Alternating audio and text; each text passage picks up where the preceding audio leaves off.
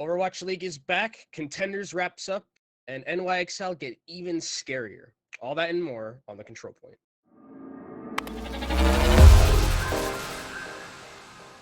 Hey there, everybody. Welcome to the Control Point. As you can see, Paul is not with us today, so it's just LaFawn and I on the show. On today's show, we'll recap the returning week of the Overwatch League and then preview the next games, and then we're going to wrap up with all of that in overtime. But first, LaFawn, we have to start out with the news of these last 2 weeks, since last week we had a little bit of a break for some Contenders China action, but we're back now, and we do have some news. First off, Haksal is confirmed to join the NYXL. He played this weekend. What do you think of this pickup for New York? I mean, it's an interesting choice, certainly an upgrade over Who Are You. I think specifically, it's not necessarily in the Genji play, but in everything else in the flex DPS role, right? Who Are You kind of struggles with the Echo, struggles a little bit with the a couple of the other flex DPS positions that you would kind of expect, sort of that Haksal has in his range. The only thing that I have a couple of questions on is Libero has not been bad, but to add to that, I think Haksal performs wonderfully. He's going to do really well for the New York Excelsior, and honestly, a player that needs to be in the league with just how talented he is. Yeah, it is the rookie of the season coming in from last year, and the fact that we've gone this long without really seeing him come into his own. He had that brief stint with Vancouver, but that ended very poorly, as we know. But it is good that he is actually going to be here this time on a very good team like New York Excel. And like you mentioned, instant upgrade, I think, over Who Are You. Yeah, the other thing to mention is New York is getting multiple upgrades all at once, which I think puts them well ahead of the conversation yet again, because Nene gets to get back into the roster, slots in alongside Haksal, and that just means that New York now, I don't think, have many weaknesses at all. And that just means that as a whole, as a unit, they're one of the strongest teams now in the league yet again. And as we look forward again, LaFawn, to some more news that we've had, we actually have hero pools. There have been some changes from Mr. John Spector that they made recently, where hero pools are now going to be every 2 weeks, and then after those 2 weeks, hero pools are going to be completely gone. They're going to dry up, close for the winter, and there's going to be no hero pools for the third week of competition, and then no hero pools for the monthly melee that is also going to happen. So what do you think about this new format, LaFawn, in terms of hero pools? I mean, we're like a couple of stages out of just not having hero pools at all at this point, but but I think this is probably a healthier change. We're going to see a little bit more cohesion and coherence in a couple of the games. Some of the better teams will be able to kind of solidify their read on the meta and really, I think, get to that perfection, the point of perfection that we haven't really seen this season at all when we talk about compositional choices. So will we ever have, the control of goats that we had in the past, or just the mastery of dive that existed in the Overwatch League, or so on and so forth? I don't think so, but I think we may see a little bit more coherence in how teams approach the game. But Kenobi, I mean, you mentioned the fact of the matter is that we're not going to see those hero pools in playoffs. So what do you kind of think, affects us as we go forward? Because yes, we'll have that 2-week period where teams will get better at it, but then all bets are off yet again in the playoff scenario. I think it makes everything a lot less volatile, right, with how the game is played currently, because when we had the 1-week hero pools, it seemed like some of the games were really just coin flips. Like if you had a bad read on the meta, you just lost that game, that series, because you couldn't adapt on the fly as well. So I think it's a healthy change for literally everyone. I think everyone, when we were talking about it, even us on the show, we were like, if we make this 2 weeks, it looks a lot better. And then no hero pools for the playoffs, I think, makes everything so much more interesting, especially with how the Melee went, where we had a lot of diversity in terms of what compositions were run. So I think, like you mentioned, overall, a very healthy change, and we're very close to hero pools not being a thing. I wouldn't be too sad if that happens, but I think this is a step in the right direction. Certainly. All right. Well, that's it for the news this week. A pretty light week overall, 2 weeks even, especially as the fact that we didn't have a show last week. But the Overwatch League was on break, so not much else to talk about. So that being said, games were played. So we're going to head directly into the review of last week. And we're starting off, interestingly enough, with a team I don't think many people expected to be here. Paris versus Boston. Now, you may be forgiven for thinking that we picked Paris simply because Sparkle made his debut, but Boston actually played up pretty well in this matchup. And I think, Kenobi, weirdly enough, this was the best match of the week. I didn't expect it to be when I was looking into this. Boston did have a decent showing in the melee, and I think everyone was expecting, okay, Sparkle's going to come in, they're going to just annihilate Boston. And while Sparkle did have a lot of good moments, made Genji look very good in 2020, something that I wasn't expecting to ever happen, but he made it happen. And Boston looks like a much better team. I think this is kind of what Boston has done, at least with their pickups, with the play that they have made, they have currently. I think they look so much more cohesive. It's weird to look at Boston way back in the start of the Overwatch League season and then look to them now. They look like a completely different team, even though some of those pieces are still there. So I think for Boston, even though they did lose this 3-2, I think this is a game that you can hang your hat on. This is a learning game, I think, more for them. And even though it's going to hurt to, lose a game like that, I think that's something that they can really put it's a feather in their cap. They can be like, okay, we played Paris very close, and now we're going to be able to bring that momentum to the other games that we're going to be playing. Yeah, we'll get into Sparkle in just a moment because he's a player I actually genuinely want to talk about quite a bit. But again, continuing on the Boston thread, I think the fact of the matter is that Jerry has had room to improve. Yunbong obviously is a fantastic flex support, but across the board, Boston has really just, I think, played better as a team, and it really showed in the gameplay against Paris Eternal. But with that being said, we do have to focus on the winner of this match because the Paris Eternal, for as good as Boston was, Paris was better, and it's off the back, I think, a lot of Sparkle, who looked just spectacular in his Overwatch League debut midway through the season. That's not something you really expect to hear when we talk about players of this caliber, but Sparkle is the real deal.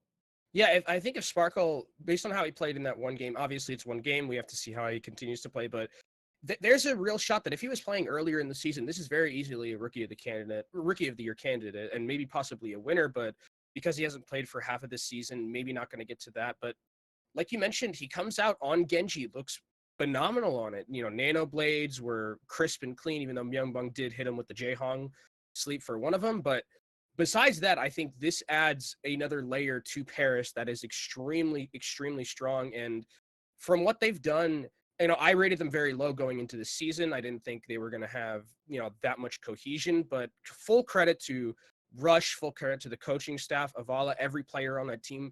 They look like a top 5 team, at least in NA. And I think this is a team that when we go to the end of the season playoffs, this is a team that is very, very scary. Yeah, I think one thing that really impressed me with Sparkle is the fact that his vanilla Genji play was just also really, really good, right? Mm-hmm. Just the shuriken usage and dash resets and so forth was really on point. So I think for Paris, something to keep, definitely if you're a fan of the Overwatch League, keep an eye out on Paris, because with Sparkle and Hanbin, both former Element Mystic players, you definitely have to say that they're looking very good for the remainder of this season.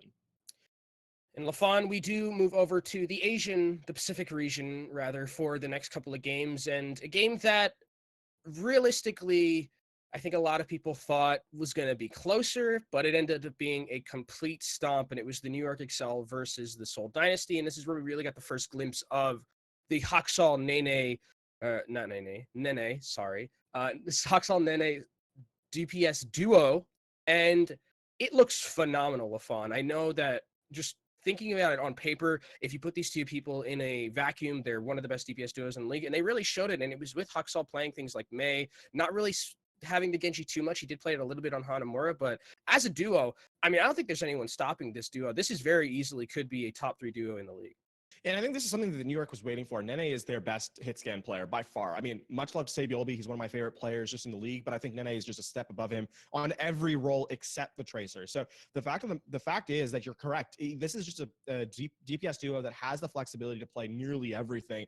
And I think some of New York's problems stem from the fact, or this season stems from the fact that Nene was not in the roster, and so they couldn't really play that hyper flexible hit scan role.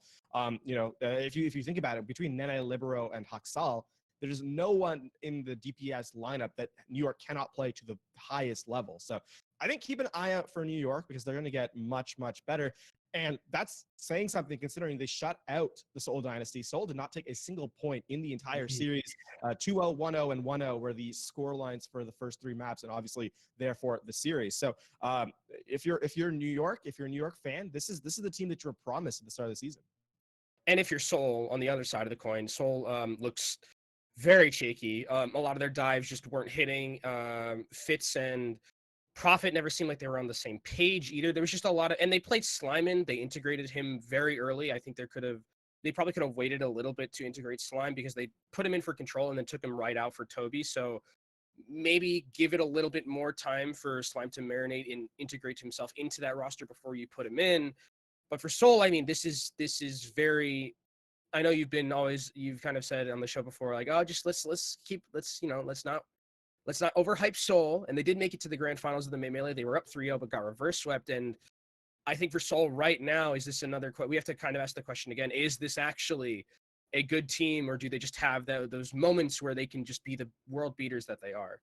I think the question has, at least by Seoul's own admission, been answered somewhat in the sense that this seems like a meta team. If the meta favors them, then they do kind of okay, but otherwise not so much. However, moving on, there is another question that does need to be asked, and that is, where's the competition in the rest of the league? Because I don't think it's fair to say that, or I think it is fair to say that the rest of the games this week were just genuinely not good. Mm-hmm. Aside from the Boston Paris game, which was a remarkable, 3-2 at the end, the rest of the games, 3-0s most of the way and a couple of 3-1s. This was not a close week of Overwatch. Yeah, a lot of even if the 3-1s were like 3-1s, it was like not really close 3-1s. Like it was maybe just one map went the way of the other team, and then the rest of the games were stops. Like it was a very cut and dry weekend where a lot of the teams that you thought were going to 3-0 basically 3-0 a lot of the time, or 3-1. There was not really any surprises besides Boston and maybe the fact that New York Excel was so dominant against Seoul and Seoul looked so poor. But besides that, very cut and dry for a week of Overwatch League LaFon. But as we finish up our review of last week, we need to move on to the preview of next week. And we start that by talking about hero pools. Now, like you said, we're going to have the same ones from last week that we have this week. It is D.Va, Echo, Sombra, and Brigitte. So LaFon, do you think there's going to be any type of variation in terms of compositions that we see, or are teams going to stick to their guns and play basically what they've been playing last week? I mean, regionally, there's going to be a bit of differences. I think that's where the difference is going to lie. But aside from that, it's probably going to be very similar. You think of the fact that Paris is playing Dive with Sparkle. That may just be the fact that Sparkle's just so goddamn good at the video game that it's tough to kind of say, okay, Sparkle play something else when he can just play everything so well. I think that we're going to probably see more of the same. There are going to be a couple more teams coming in this week that didn't play last week, so we may see variations in that respect. But the one thing to kind of highlight here is that we may actually end up seeing a little bit more variation simply because again, it's that regional difference. Teams that have practiced against each other will probably play what they're practicing, and so a difference of opinion across the regions could be something to keep an eye out on. And I think the other thing that we talk about when we talk about this current hero pool is that Brigitte not being in the game at this current moment actually hasn't really detracted away teams from playing Dive. There was like this moment beforehand where you're like, oh yeah, we need Brigitte to play Dive because you have to health pack and armor pack the Tracer, but Shanghai's making Tracer work without the Brigitte. So with Brigitte not being in the game currently, Genji is also seen a lot of, because if you're playing Genji into Brigitte, not really the best decision. I would think a lot of teams would probably shy away from that. So her not being in the meta, I think, has opened up a lot of avenues for some different types of composition and some more Dive, which is always nice to see. Yeah, but now we can the hero pool has been set. We can actually head into the games themselves, and I think off the top, there's a really good match. Shock versus Eternal comes in this weekend. The Shock have been trending sort of in average this season, not too high, not too low. I guess a surging Eternal, this could be a very, very good game. I think it's going to be very close. We have to remember that Shock did win the Melee entirety. They didn't have to really play Paris, so that was a matchup that I was actually looking forward to, but we get to see it now. And Shock, I mean, through all of the ups and downs that they've had, they've still come out as the best team in the NA region through that Melee, going up against Paris as well. Like you mentioned, I think it's going to be a very close matchup. I'm interested to see how San Francisco looks without the Echo, because Rascal's Echo specifically in the Melee was something that helped them a lot.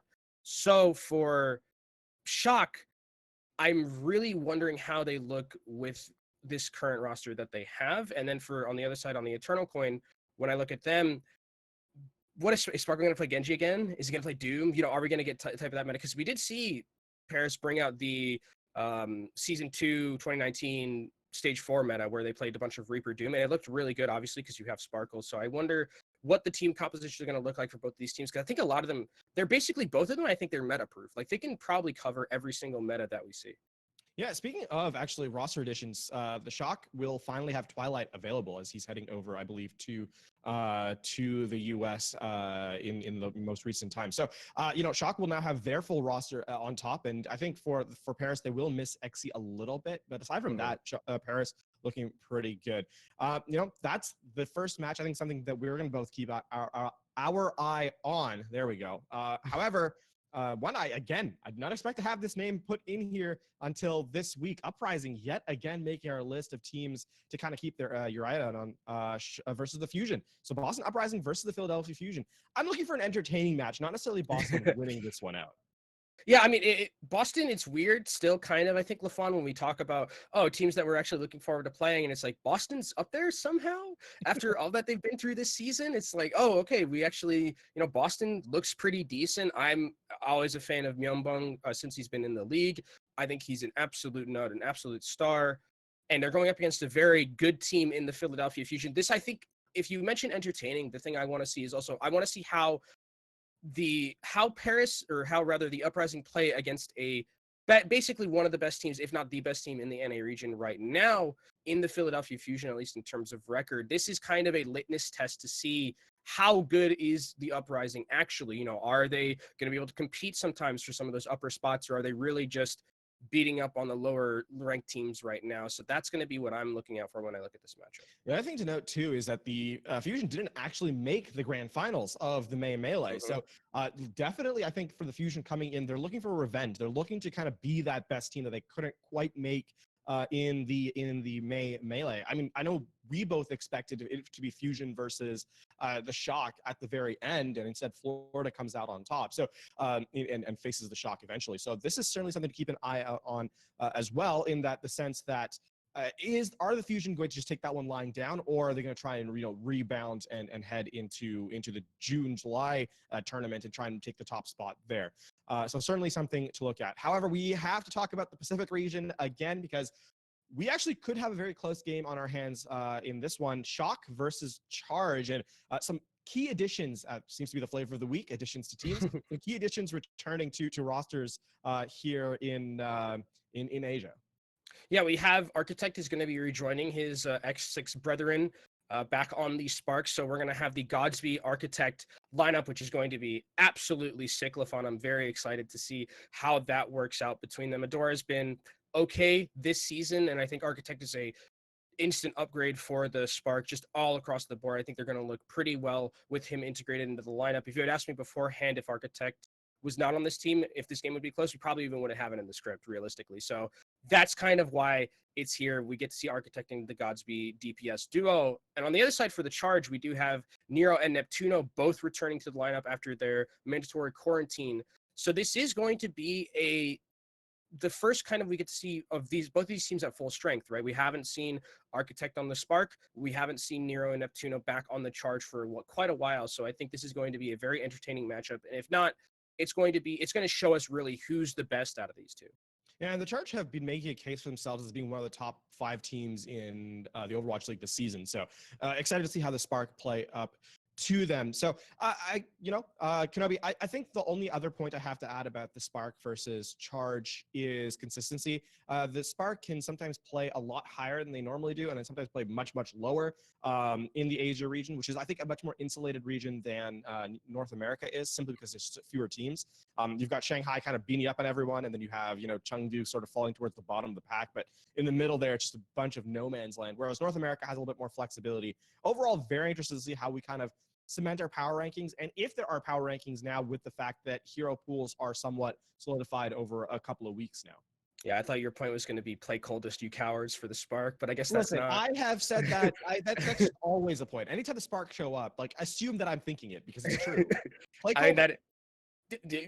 Play coldest. I agree wholeheartedly with you there, but that's going to be it for the main part of the show. Now we're going to be going into overtime, where LaFon and I are going to fire some questions back and forth at each other, give you some quick answers, and then that's going to wrap up the show for us. So let's start in overtime. LaFon, Frag Video Contest winner for the Overwatch League. It was SI Not Found with a great video. SI Not Found really showcasing themselves here in a lot of these frag videos. Yeah, and honestly, shout out to the rest of the entrants as well, the finalists and all those beyond, because there's some great, great vids. Again, Kerry looking terrific with his entry, but you really should do yourself a favor and watch the other entries as well. Yeah, definitely follow SI Not Found on Twitter, LaFon. That being said, we actually have some contenders news, Kenobi. You thought you were getting away from tier 2? Nice try. Finals played out for a bunch of regions over the last week in Kenobi. Team CC beats Flag this last week. Came back with a vengeance. They were in the losers bracket, made the San Francisco Esque run, wiped the floor with everyone in that losers bracket, LaFon. Deserved. Absolute insanity. We are going to head to North America, though. Team Doge takes out Third Impact. This has been a rivalry for a long time in this region, this season, and even back to the Envy days when Team Doge played for them. This has been a very interesting final. Yeah, Team Doge, I think, really cemented themselves as being all Overwatch League caliber talent as well. I think Third Impact as well had a really good showing, but everyone on Team Doge right now looking like they should be now. Unfortunately, poor OGE can't because he is 16, but he'll get there eventually. LaFon, as we go over to EU across the pond, we have Hurricane completing their perfect season essentially and beating the Raspberry Racers. What do you think about that one? I did not expect the Raspberry Racers to be in the grand finals, to be honest with you, but credit to them. Unfortunately, they had to face off the Hurricane, who are just the best team in Europe at this moment. So they finally broke the curse. EU is theirs perfectly, and Hurricane take it, no problem. But we now have one more region to get to, and that is Korea. O2 Blast beating Team Runaway. And Runaway, another odd showing. They didn't have a greatest season. The fact they're in the grand finals, I think, is still really good for them. Yeah, they got the playout buff for Runaway, but I mean, this is the first time O2 Blast won a Contenders Korea Championship, so hats off to them. Definitely deserved for all those players. They looked like the season was weird for Korea, but it looked like they were the best team overall, I'd say, throughout. And last but not least, LaFon, we have Baby Bay has a picture of himself in his room. What do you think about that?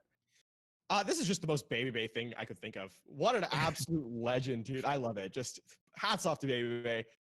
He's a one of a kind. A true Chad play from Baby Bay there, but that is going to be it for the Control Point, everyone. Thank you for tuning in, and if you enjoyed it, follow Elo Hell here, Elo Hell Esports on Twitch, and follow both of us on Twitter at KenobiCast and at LaFon H. We'll be back next week discussing how this week's matches went down and previewing Week 20 of the Overwatch League Season 3. Stick around for the post-show Q&A. We're going to slow it down a bit, answer some of your questions that you have in chat, and then we're going to be going and having a nice night like the rest of you all. So we'll see you next week at 5 PST, 8 EST on the Control Point.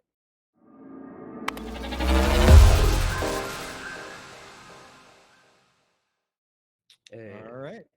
Post-show time on. Actually, we have a command, ! Post-show. If you guys post-show time. Questions, concerns, comments, cool fan art. I don't know. Anything that you really want to throw in. Not anything. Cool. No, not anything. Yeah. Within the pale that you want to put in chat.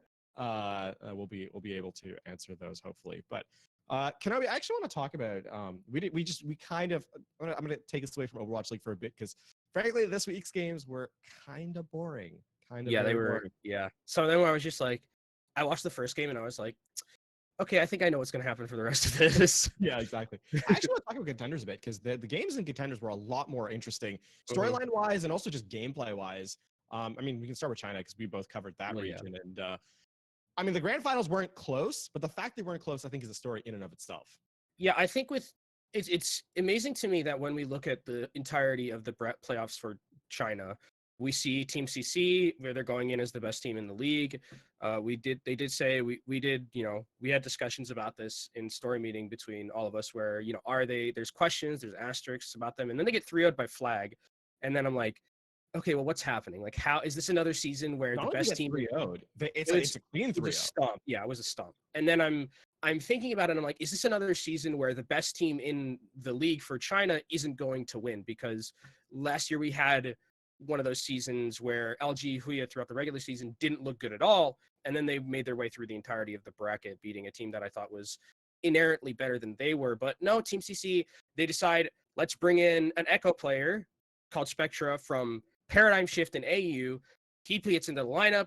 Dia gets to play hit scan. That's all she wrote. It's done and dusted for the rest of that bracket. They look so much better after Yeah. that addition that it was actually kind of nuts. And I think two things too is one, that Paradigm Shift was not a good team in Australian No. contenders. They were very bad. So the fact that Spectre comes in to a team basically in their playoff, like playing for their playoff lives and plays so well, it's fantastic. I think the one thing to kind of take away from this though is that Dia was absolutely smurfing in contenders, and the former Yeah. Shanghai Dragons, 0-40 Shanghai Dragons players, proving that they are certainly worth a second look. Fearless obviously doing wonders this season in the Overwatch League, but Dia, I think, has made a real point at being Overwatch League caliber this season in Contenders China. Yeah, the thing about him is that I don't know where he go because he can't realistically go back to Shanghai if he wants playtime. At Yeah. least in the current moment, because he's not playing over Lip and he's not going to play over DM. It's just not going to happen. Yeah. So, like we've talked about it, put him on Chengdu would be one of the I think better options for Dia. I think if he can speak English, right? And I Yeah. believe Team CC comes in English. So um, there are a bunch of teams that could use a hit scan upgrade just in the league in general. I think Dia, if he's willing to play for a mixed roster team, then certainly there are teams that could use him. Yeah, it's interesting though because he can't go to in NA. It'd be difficult because in NA, like Deepe was talking with Slideshow and Deepe mentioned that you have to commit to a visa for a player Yeah. for 2 to 3 years, which would make it difficult for him to go to NA. I think Dia is one of those players who could definitely be worth it for a couple of teams. Specifically, looking at you, Washington, if you wanted to do that, he's a person that you could put in. But for him in the Asian region and PAC, it's very difficult, I think, to find a team where he slots in and is because a lot of them have like really good hit scan players, like Yeah. except for Chengdu.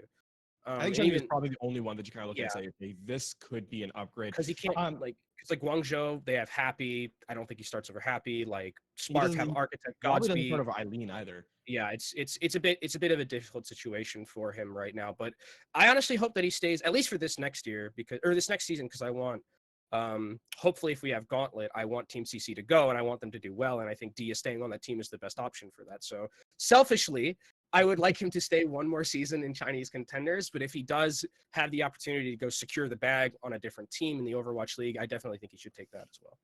All right. Just a reminder, guys, if you have any questions, post them in the chat. We will take a look at them as we go on. We'll be here for a little bit longer. Today's going to be a bit of a shorter show. A couple of reasons. Obviously, very light on content in the Overwatch League this season or this week. Not the season. The season has been quite. Yeah. The season has been quite a roller coaster. But for the week itself, it's been kind of light. We are going to trend, I think, back to Overwatch League just a tad while still staying with the contenders topic because Team Doge beating Third Impact. There's a lot of players on these rosters that should be in Overwatch League. Kevster is like the main one, I think. Kevster needs to be an owl, dude. Like honestly, it needs to happen. too. Decod should probably Decod, be. yeah, I think there are a lot of main tanks in Overwatch League right now that would be that if you put Decod over, I think it'd be good. It's for me, it's like when I look at Team Doge and I look at Third Impact, like there's no reason why they shouldn't be talent wise like in the Overwatch League. It's wild to me that they are still in contenders somehow, some way. I mean, in this case of OG, who I think is certainly an upgrade for a lot of main sports, he's 16, but the rest of them don't have an excuse. Like you look at, I mean, Decod and IC are probably the number 1 and 2 that I'm looking at. I'm like, how Decod specifically has been very good in contenders for a very long time across a multitude of teams, right? So it's not it.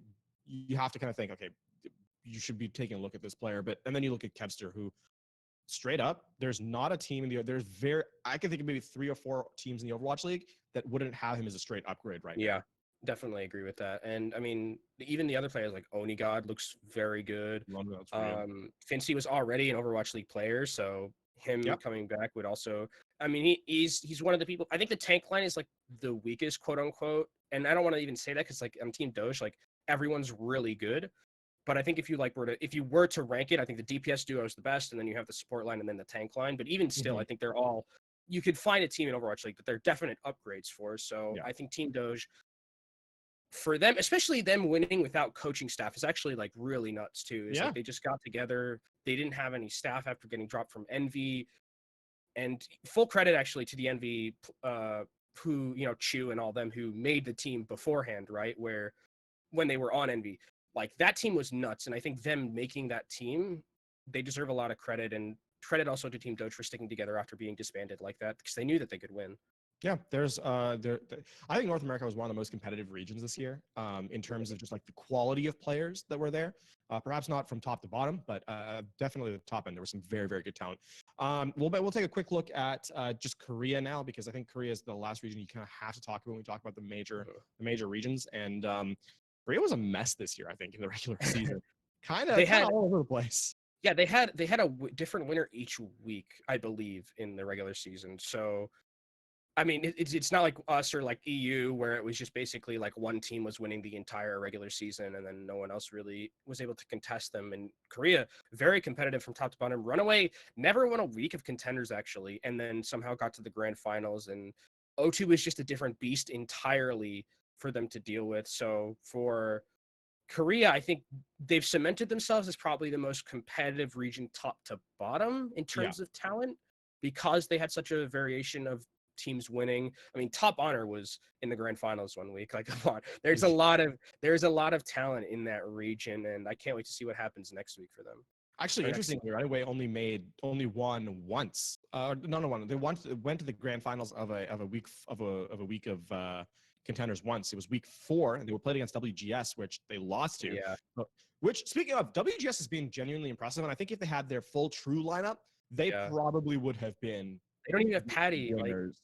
if they have Patty, that's a whole different story. Yeah, I think Patapan like makes you just Yeah, a better team well, 'cause there. he's But he's also someone that like age restriction is so just disheartening yeah, to see sometimes where it's like this kid could be like OG is like one of them. Leave from like 2 years ago, yep. definitely one of them. I mean, Uh Sparkle was one of them for the longest time as well. Sparkle for now, yeah, as well. Like there's kids who should be in the Overwatch League just like purely on talent. But the age limit is an unfortunate circumstance for them. I mean, it's better, but there are reasons for it. But Yeah, I mean it's obviously like there's yeah, there's reasons why, but it's just sometimes you're just like, man, what I would give to see them play in the Overwatch League because they're so good. But we'll see. We still see them in contenders, so they're not completely gone. no. But speaking of being gone, we are gonna head out for tonight, Kenobi. Post show is gonna kind of wrap up here. Last chance to get any questions if you have them. As a reminder, we are here every Monday, 8 p.m. Eastern, 5 p.m.